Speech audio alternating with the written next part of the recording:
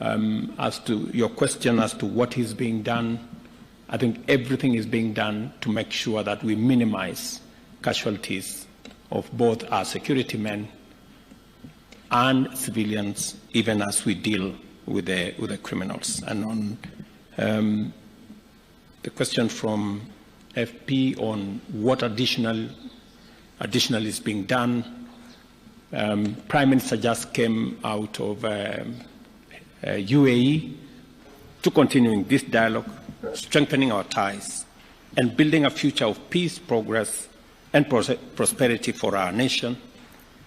As you journey back home, my brother, kindly convey our best wishes to the President, Mr. Voltaire, and esteemed members of the Transitional Presidential Council, and to our brothers and sisters in Haiti.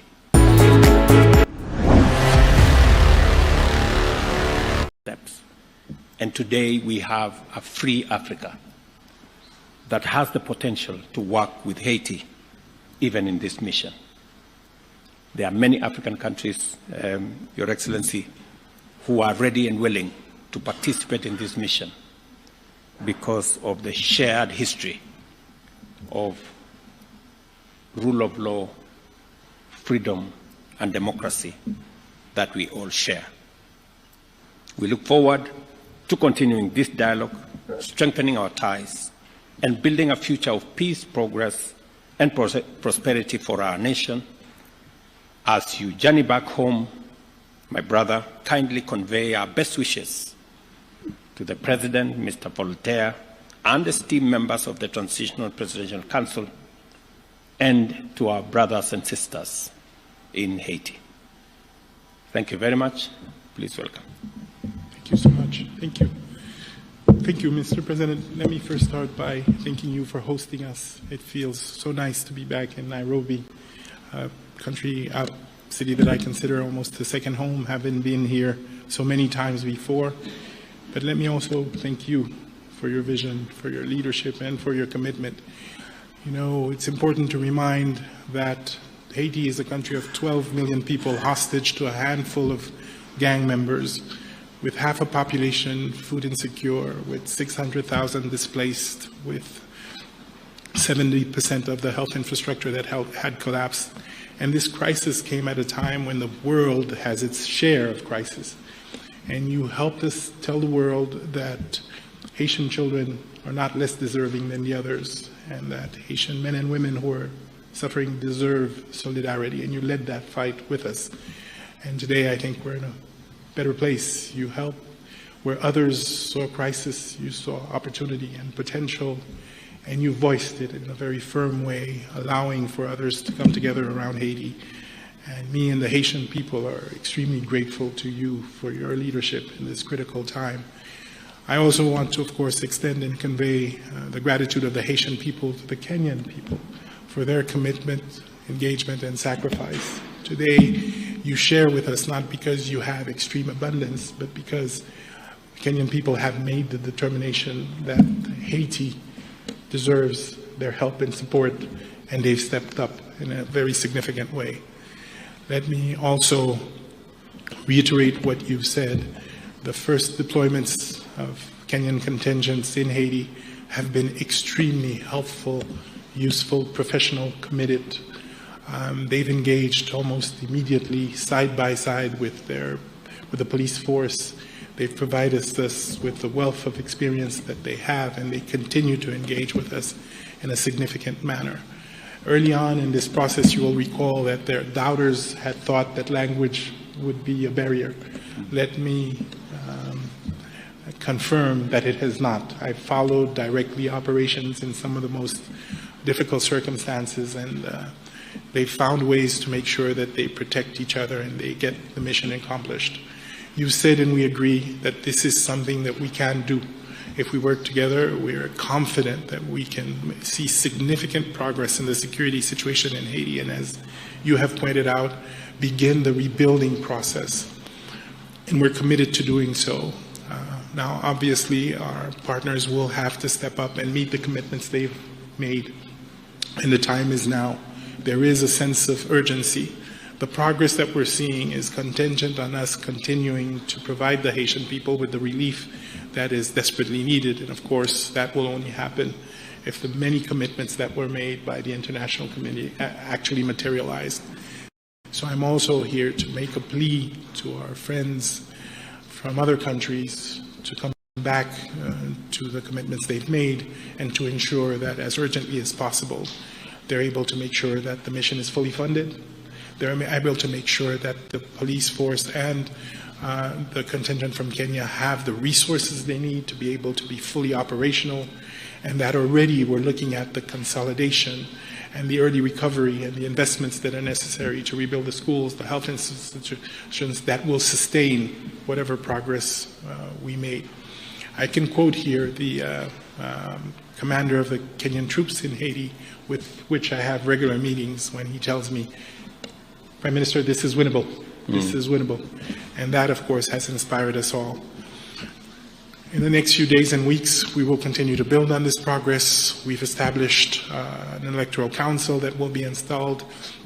We've been able to reopen our schools. We're seeing progress in the security front as well. Obviously, the gangs are reorganizing to make it more difficult, but we're ready and we'll be steadfast. We're using our assets more effectively. We're looking at new relationships with others who may be willing to engage.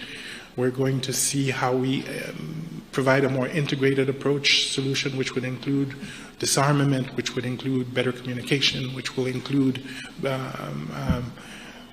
all the integrated and well thought through interventions that are usually required to address these kinds of security situations. But obviously, an effective repressive force will continue to be an essential component of that.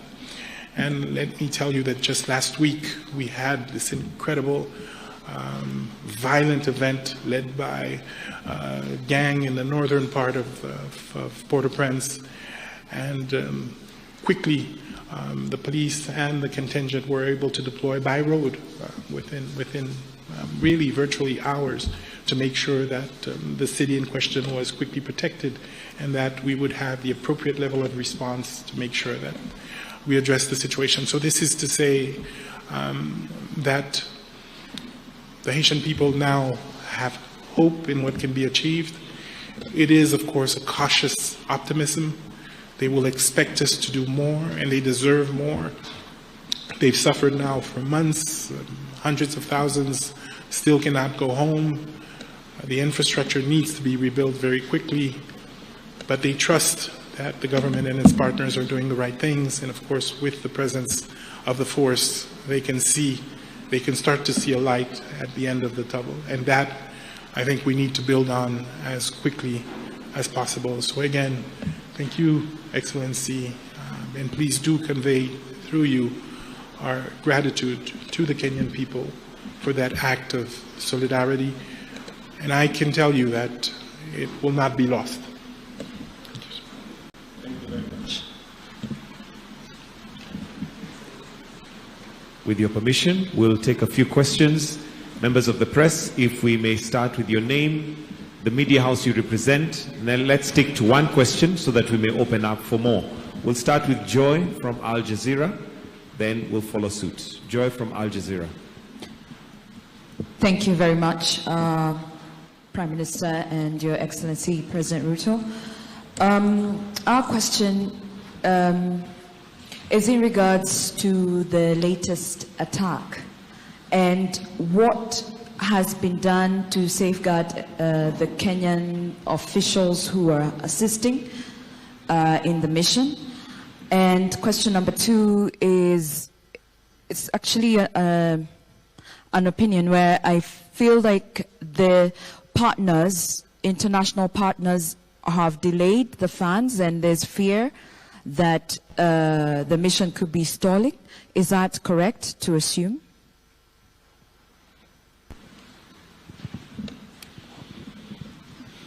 I think I'll allow, okay, do we take another question? Okay. Thank you very much, Rose Buchanan from AFP. So alongside the 600 further officers, will Kenya or members of the international community be supplying additional or improved equipment for the force already present in Haiti?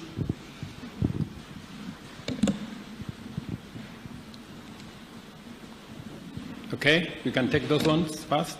Or thank you very much. I think I will allow Prime Minister to respond to the first question because he has the latest information on the attack. That and as you've heard him speak to it, the response was the fastest that could have been assembled in a long time. As we talk, both the Haitian police, who are doing a wonderful job, alongside our multinational security support mission of officers from Kenya, are already in that region. I'm informed that it's a region 2 hours drive from Port-au-Prince, a region that for a very long time has been held hostage by criminals and gangs. But today we have a foothold and a footprint of both the Asian police and the Kenyan contingent in that place. As to your question as to what is being done, I think everything is being done to make sure that we minimize casualties of both our security men and civilians, even as we deal with the criminals. And on the question from FP on what additional is being done, Prime Minister just came out of UAE, who have committed to support this mission. El Salvador, as I told you, on the 3rd, which is just a week ago, also signed in to provide capabilities for the support for the multinational security mission. There are other consultations that are going on. Additional equipment have been provided. Additional air support has been provided thanks to Prime Minister's goodwill and coordination. So there is a lot more that is happening. Yes, we can do more, and the partners need to step up. That is correct. We have commitments that have been made by our global partners, and it is my position, alongside that of Prime Minister here, that every partner should, this is the moment to step up, and this is the moment to provide that critical support for us to be able to undertake the exercise at hand.